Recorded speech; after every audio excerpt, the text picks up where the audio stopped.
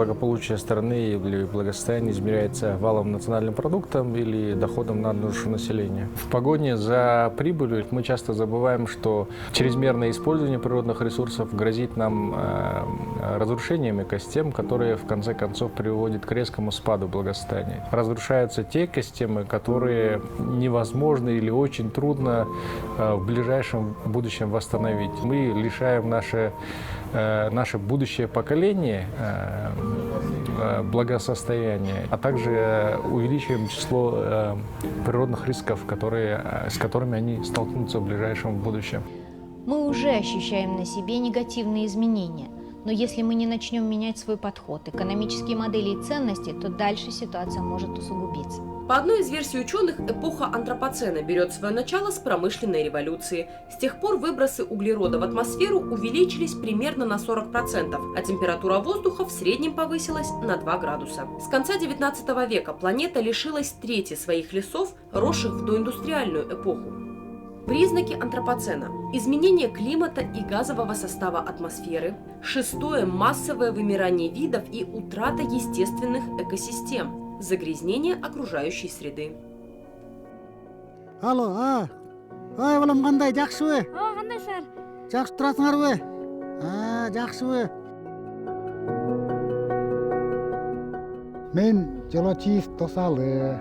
Бұл Союз тарағаннан бері мал бағабыз.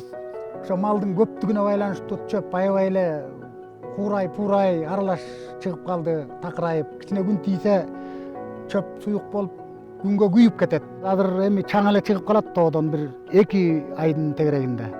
Жаан жаса жакшы, жаан жабаса жок. Мисалга алганда мына мен жылкыдан көбүн кыскарттым. Уйлардан көбүн кыскарттым. Мына мен саануй, субай, пубайдын баарын саттым, саануйдан дагы саттым көбүн.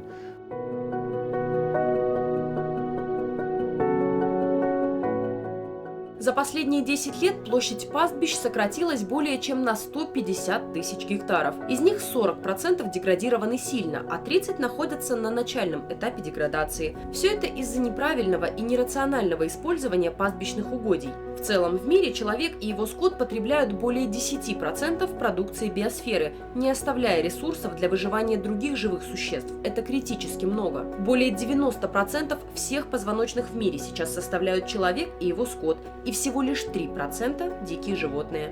Если не остановить это, то вскоре Джайло превратятся в пустыни. Для того, чтобы поддерживать условия существования жизни на планете, должно сохраниться не менее 60% диких экосистем. Кыргызстан на своей территории имеет неразрушенные экосистемы, что признано мировым сообществом.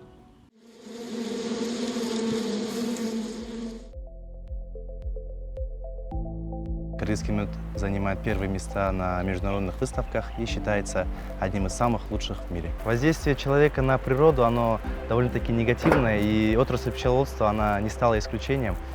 Уже в течение многих лет пчеловоды бьют тревогу, что идет массовое вымирание пчел. Основная причина – это все-таки то, что человек обрабатывает поля, цветы всякими химикатами и пестицидами. Пчелы, они являются опылителями, наверное, 99 видов растений, и когда человек начинает травить свои поля, уже опыление не идет в таком хорошем количестве, и урожай тоже страдает.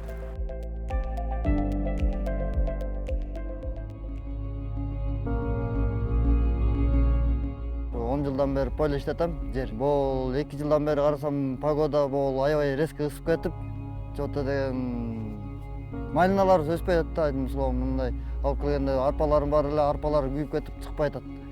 Анын баарын суу алып келип, суу менен ташып атабыз, бочкалар менен. Полиной суунуку деген жок болуп атты. Мына бизде эле эмес, көп эле Кыргызстан боюнча уктам, биякта суу жок, биякта суу жок, талаш тартыш болуп атты.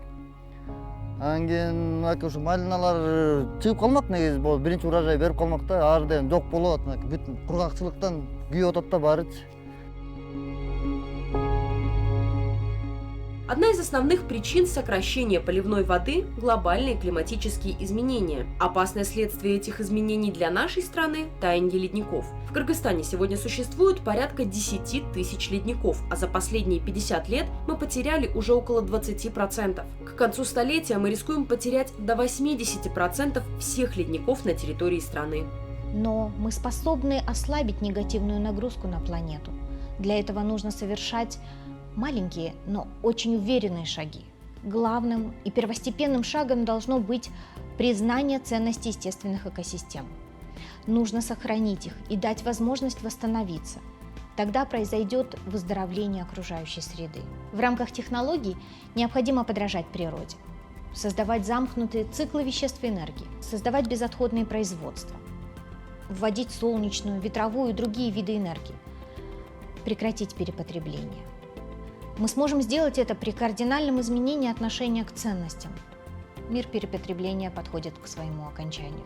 Настало время переосмыслить свой жизненный уклад, и тогда у нас будет надежда на лучшее будущее.